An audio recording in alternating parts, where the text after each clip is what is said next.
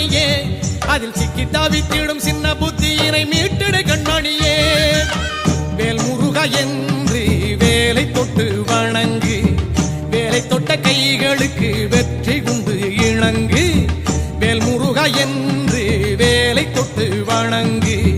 வேலை தொட்ட கைகளுக்கு வெற்றி உண்டு இணங்கு தலை மேலே கை குவிச்சா தலைவிதி மாறும் அந்த திருமுருகன் வேல் உந்தன் கைகளில் ஆடும்